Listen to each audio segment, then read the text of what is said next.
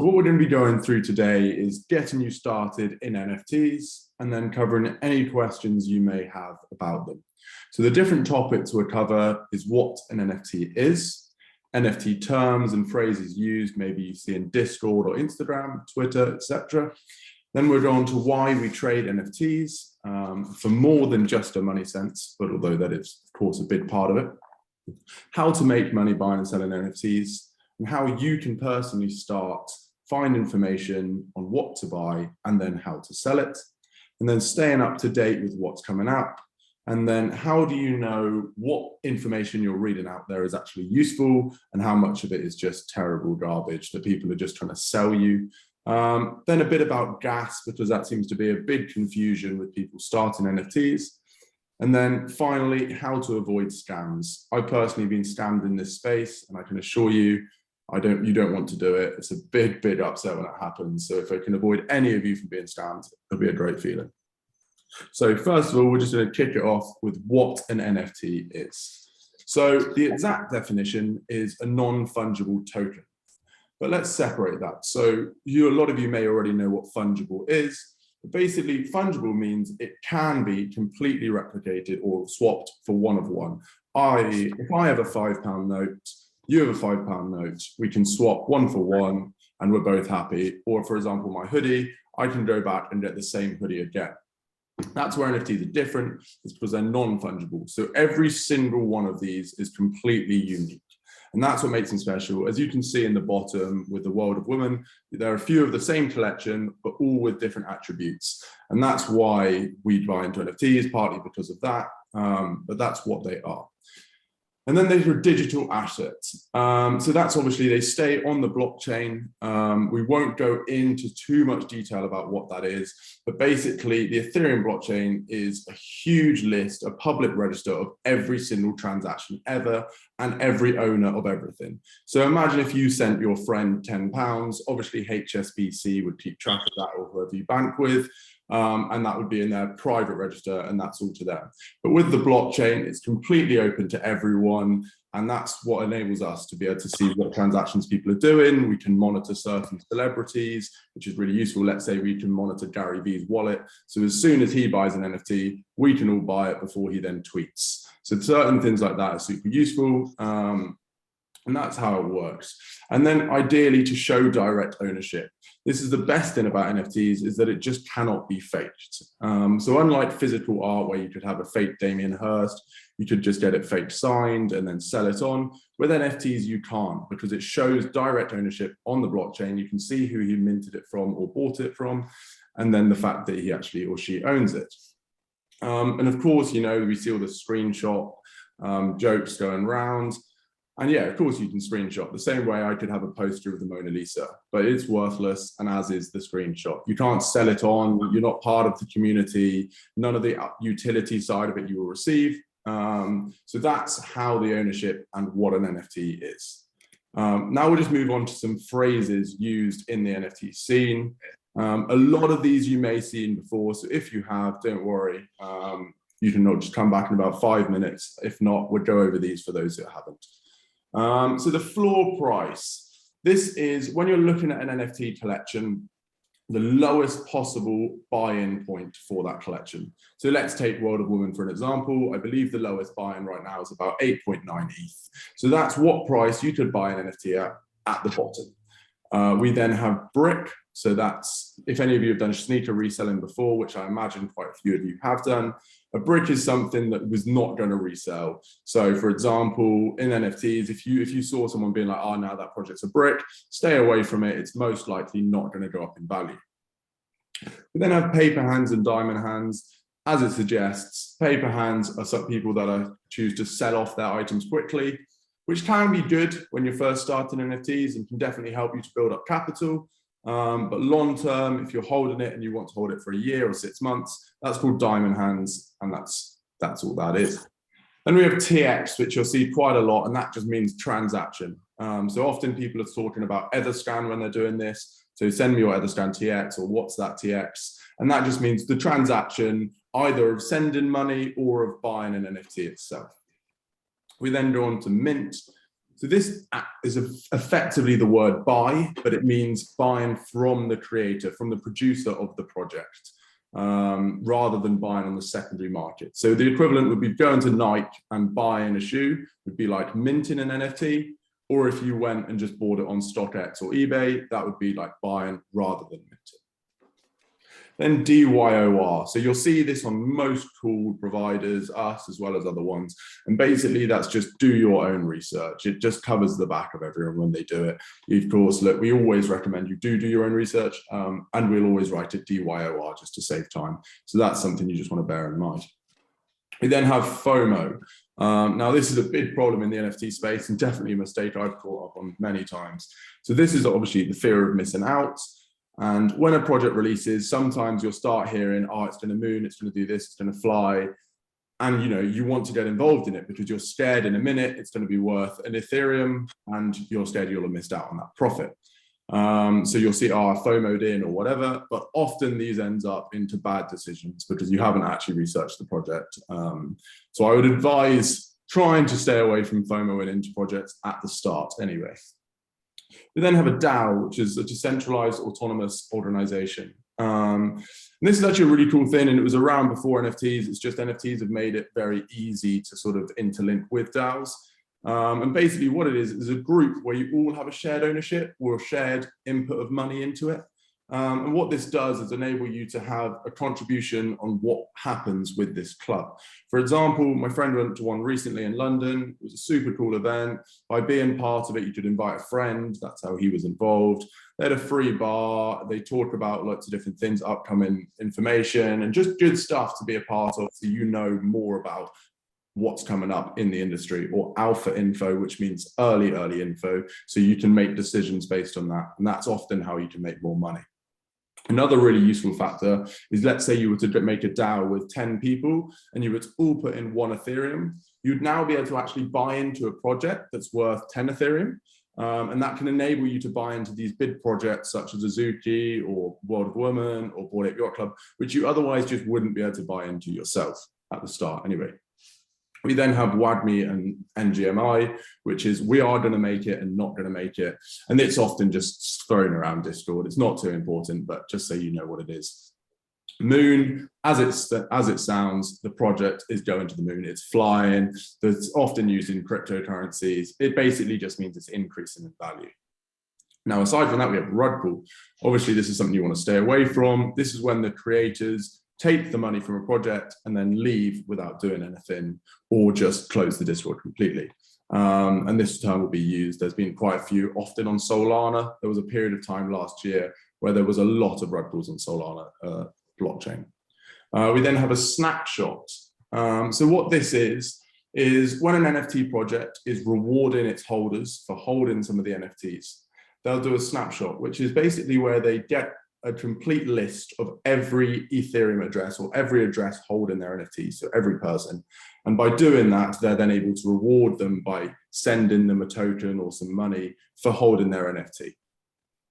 We then have, and that actually links in with airdrop at the bottom. So we'll just skip onto that one. And that is when a community or an NFT send you a free NFT, an airdrop, where you don't even have to pay gas. It just arrives in your wallet. So then we have whale, which is someone who is super, super rich, has loads of NFTs, basically just a big player in the crypto marketplace, or crypto space, sorry. We then have floor sweep.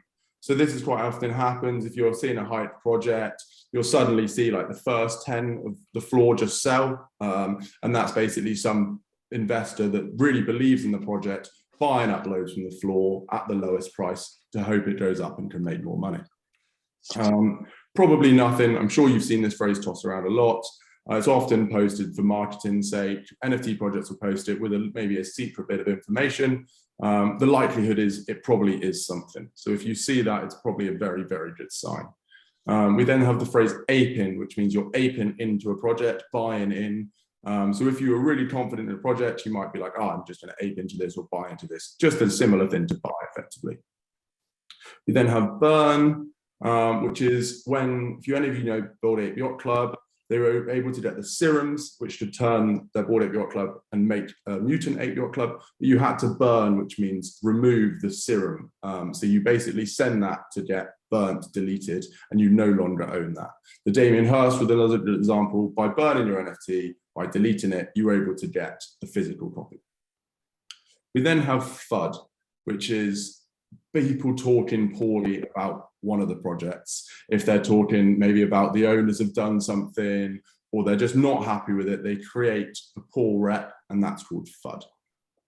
Finally, we have metadata, which is all the information behind the NFTs. So for example, let's say sorry, we just had a couple of people join.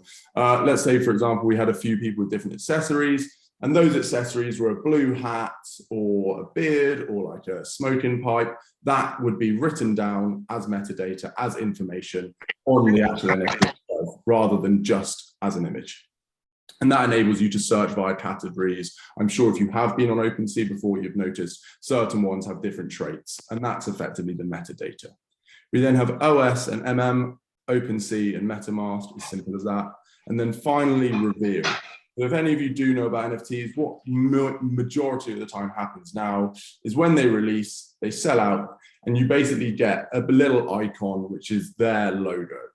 And after about a week, or sometimes less, sometimes more, that logo will turn into your actual character or your PFP or whatever else it is. And that process of going from the logo to the actual character is called the reveal. So now we've been over the phrases, we'll get a bit more hands-on into why people are actually trading NFTs. Now, look, predominantly it's to make money. That's why I'm involved in it. That's why I'm sure most of you are involved in it. And that's why all my friends have got involved in it. You can make unthinkable amounts of money if you get it right. You know, more than you could make in any other job with the same amount of qualifications. You know, all my friends have been able to get into this in the last 6 months. And yeah, it really, really is mind-blowing.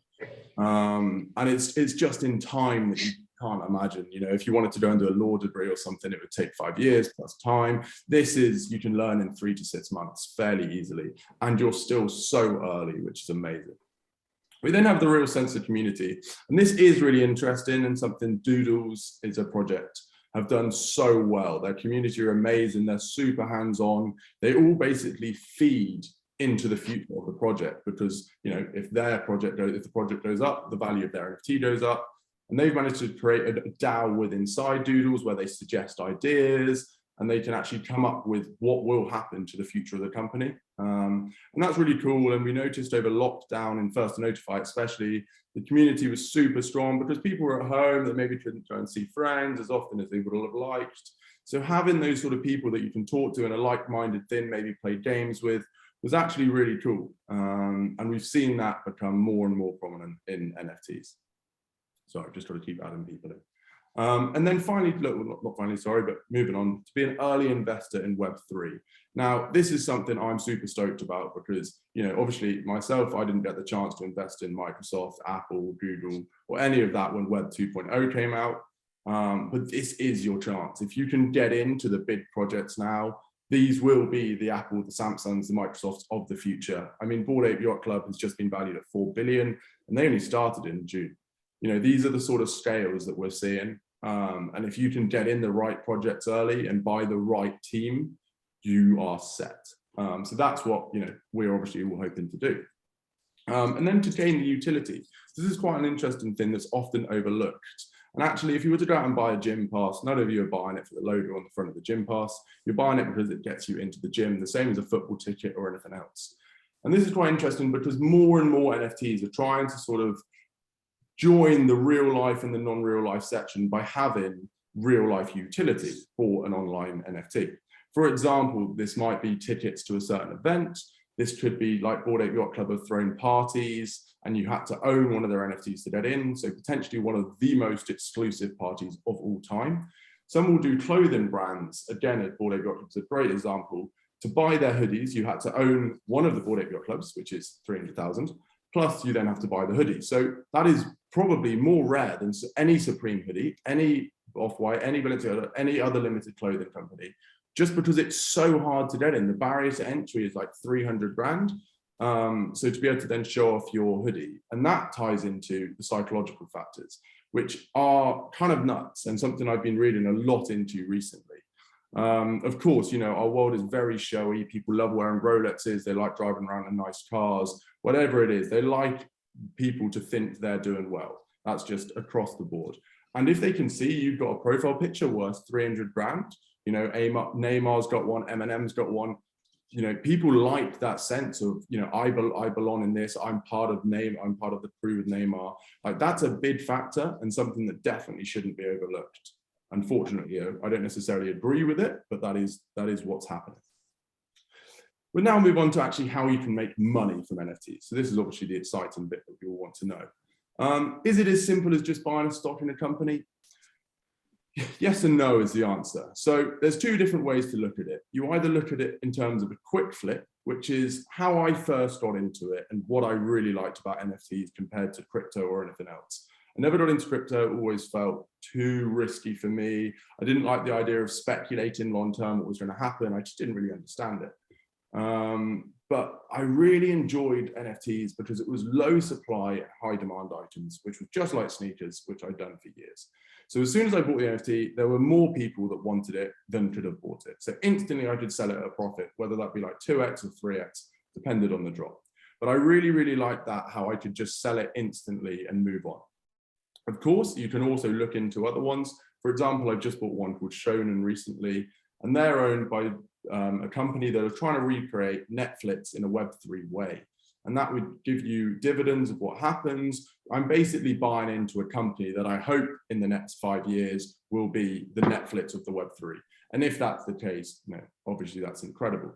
So there's two different strategies. At the start, I would definitely recommend with just flipping and just creating as much ETH as you can, so you can use that to make more money, as it's just a way quicker way of making money. And then once you've got a bit saved up, you can start investing into more long-term projects. For example, I'd invested a bit into Adidas, which has nicely gone up in recently. But of course, you know, all these calls are posted in our group. So as soon as I'm buying something or any of our other staff, you get to find out about it. But yeah, we'll move on to actually getting started with buying and selling. So some of you may have already done this, some of you may not. But what you need to do is create a MetaMask account.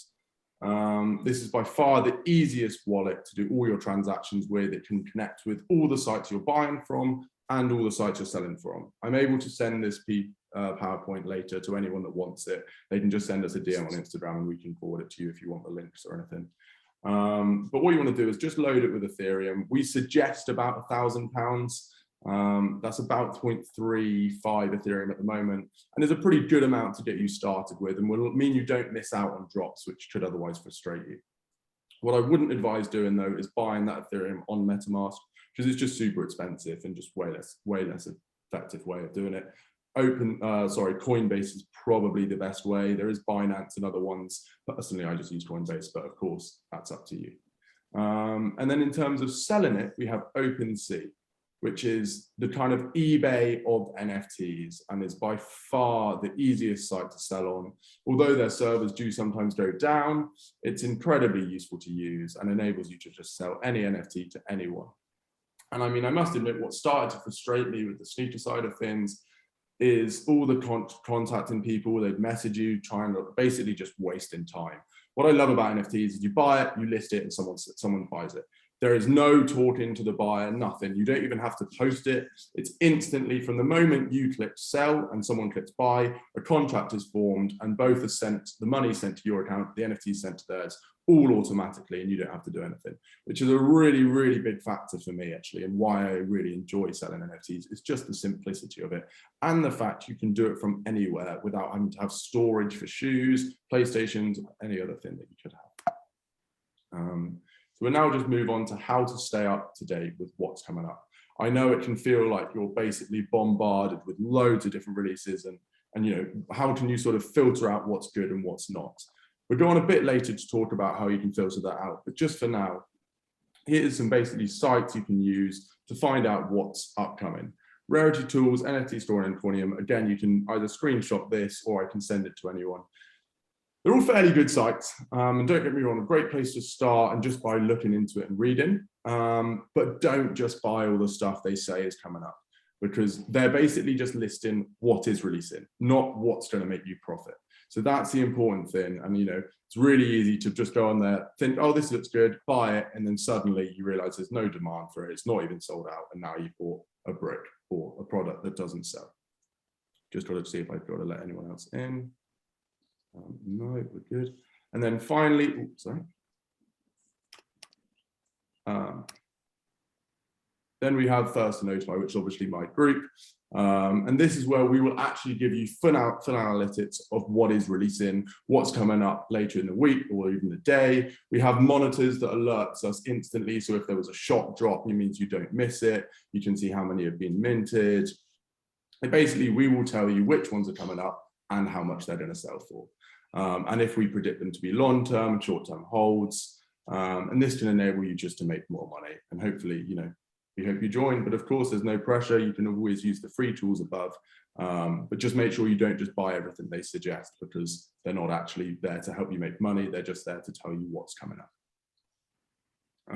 And then look, so whilst we're just talking about the buying and selling of it, gas is something that people seem to really, really struggle with understanding. And in a very simple way, it's the fee needed to facilitate your transaction. So when you send money to someone or you buy something, it has to go through a miner, which basically has to find the key or a secret code, but it's a math equation that unlocks / facilitates your transaction.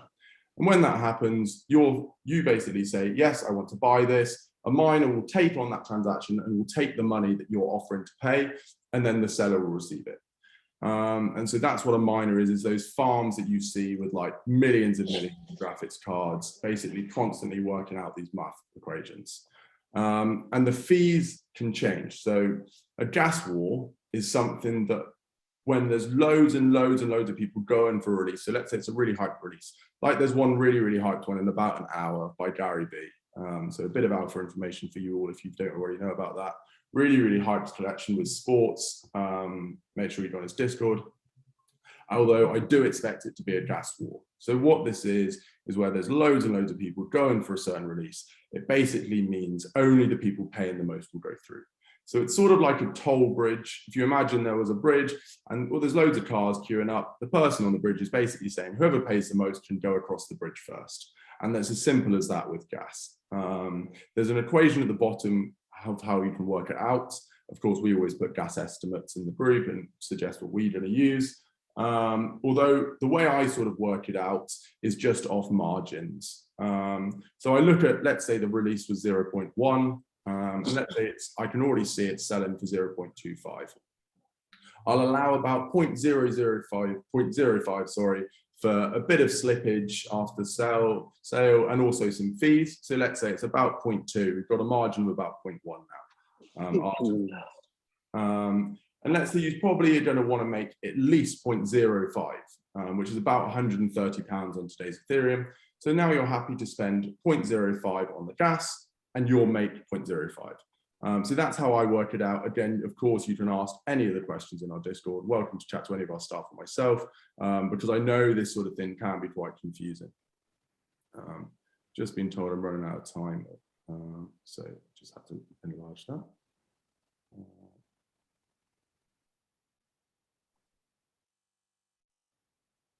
Just load this up again.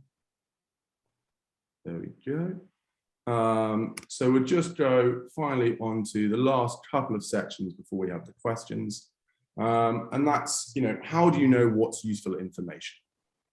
So obviously always do your own research. And this can be looking into the team. This can be looking into how much interaction they have on Discord or Twitter. That can be a really good sign, Twitter and Discord interactions, but again, it can be botted. So be a bit careful with that. But the team is what I do most of my research in. And if I can see they've worked at Microsoft, Google, Apple, that's a big sign they're going to be good. Or if they've already run a NFT project that's done really well, that's great. But if they're anonymous, I tend to leave it because it's just too much risk. And I would much rather not gain money than lose money, because there's so much stuff releasing, so many chances to make money, that if you have to miss out on a couple to reduce risk, in my opinion, that's okay. Then find some YouTubers that you enjoy. Again, we can suggest them if you have any questions. But basically, ones you want to look out for are ones that actually give analytics of it, rather than just saying, oh my God, this is the next 10x NFT, because the chances are they're being paid to promote, which is not the sort of NFTs you actually want to buy. You want to buy the ones where they're doing real research into it and genuinely believe it's good. So that's sort of the difference between real versus spam. And then again, you can follow the interactions. So if you join their Discord, you can see sort of what they're talking about, if it's actually talking about the project, if they're just spamming the chat with just random bots. And this can give you a good idea. For example, if any of you are around when Hate Beats released, the actual chat in there was incredible. People genuinely were really interested in what was going on. And that tends to be quite a good sign that there are real people involved. Quite a good tip is you can do /rank. As you first join, if you type one message, do /rank, and it will tell you what rank you are. So it will say, let's say you're like 20,000. That means, you know, okay, actually 20,000 people have spoken, because often Discords try and say, oh, we've got 200,000 people in our Discord. But, you know, if there's only 20,000 real people, that's what the figure that actually matters. So we've got to swiftly move on, just because we're slightly running out of time and I want to get some questions in before we do. But we do have how to avoid scams. So when you set up a MetaMask, you'll get your seed phrase. And when you do this, make sure you don't just screenshot it like everyone does, or just write it down. Like, this has to be so safe, because if someone gets hold of this, they can take everything, like absolutely everything. So never go into a whitelist where it says enter your seed phrase to get it, or never go online where it's minting. Just be super careful. Never share it with anyone. It's like your bank details. And then be careful with a fake listing. So look, I've been caught out by this myself. Bit of a shame. Basically, I was in a Discord group and someone posted a link to a collection a friend and I were trying to bot. Anyway, I picked it up. It was 0.7. It was about £1,000 less than it should have been, and I was quite new to everything. And I just clicked buy because I was frantically trying to buy. Turns out the collection was actually a fake collection, and you know, the fake collection got deleted, and I just lost 0.7 Ethereum. So please be careful. You check like the volume and everything about it before you actually buy, because it's a big mistake that a lot of people make. And then Discord DMs or announcements. So this is very cheeky. They basically send you DMs being like, oh, Bored Ape Yacht Club announcement. They've just released a new thing. Buy it now for this, blah, blah, blah. Any DM you get, anything like that is a complete fake. And even Discords themselves are getting hacked nowadays. So you've got to be really careful. The answer is, if it doesn't sound right, or if it's too good to be true, it is. You can turn off DMs on Discord, or you can just be a bit sort of savvy about it. I go down the savvy route because I need my DMs open, but just make sure you don't mint anything from a DM. They will never DM you about anything.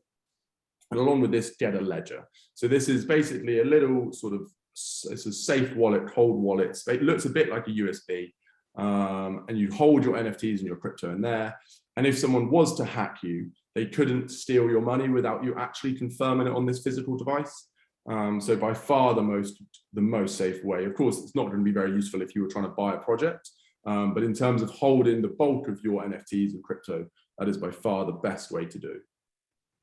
Then we have airdrop tokens. So quite often you'll get random NFTs pop up in your MetaMask, and make sure you don't like try and sell them or list them or do anything, because when you interact with them, it links into the next bit. You sign a request on MetaMask, and that can give them access to basically do anything you want. Again, I had this. I don't actually know how they got it, because I never signed anything. It's a bit confusing. But anyway, they somehow managed to rinse like 2 ETH from my account.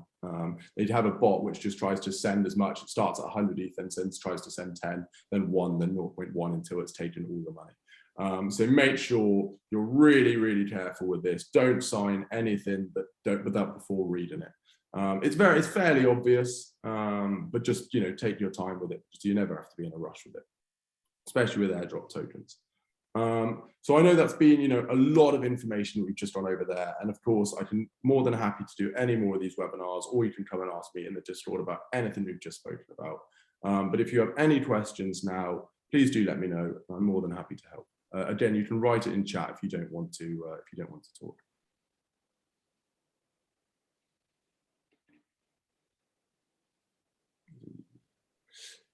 Yeah, there are actually. There's quite a few YouTubers I recommend. What I'll do is I'll make a list after this, and then I'll send you a list. I'll put it on our Instagram or something. It's just like some useful YouTubers to follow. What do you think about Process? Yeah, I think it's probably quite good. Although there's been loads of like YouTubers and TikTokers getting paid to promote it. But I do think it will do well. The art's pretty cool. It does give me sort of Invisible Friends vibes, Star Wars Friends vibes. But yeah, I like it. I mean, what I tend to always do with these whitelists is wait until some have been minted and I can see volume coming in. And once I know I can instantly sell it for more than I can buy it for, that's when I'll go in and buy it. Is there anything else? I'll just wait until you guys have more questions. So are the registrations open for the group? So they are actually opening again on Thursday. Again, we haven't opened any since January. But this Thursday, so in 2 days' time, we are opening up more spaces. They're £50 a month. And again, you're welcome to just send us a DM and I can answer any questions if you have any questions before you commit to joining. Of course, you can cancel at any time. There's no sort of rolling monthly or anything like that. Any other questions that you have? Again, if you think of any other questions, you can always ask them on Instagram through our DMs. And we do all calls really often inside the Discord, where we just do Q&As where you can ask me and all the other staff. How can I know the potential of NFT? So that's sort of tied into what we were talking about earlier in terms of like the team, what they've done, what the roadmap plans are. So for example, there was one the other day called Shonen. This is the one I invested in. Their team had really big experience working in similar things to Netflix. They work for an American equivalent. So that I really liked the idea about that. Sorry, I've just got someone raising their hand. So I really liked that. And I bought into it because I believed the team would fulfill what the roadmap has to offer. And that's where it comes down to mostly, is whether you believe the team are going to do what they say they're going to do. Hi, yeah, so you were talking about the NGMI. What was the full form for that? Oh yeah, no, it's not going to make it. Okay, and the WAGMI? We're going to make it. We are going to make it. Thank you. No worries. Is there anything else? We've got a couple of minutes left before it looks like the time is going to run out. I'm not sure if you have more in depth for this call, but I'd say you have 1 second. It's pretty hard to do a really quick answer, but we have actually just started today a 0.5, which is, sorry, less than 0.5 to 5S challenge. The idea is we want, a £1,000 challenge to go from that to 15 grand. So we would tell you each day what things to do to make the most of that money, to turn it from 1 grand into 15 grand. But there is no answer to do it tomorrow, like what there is, but we would post it.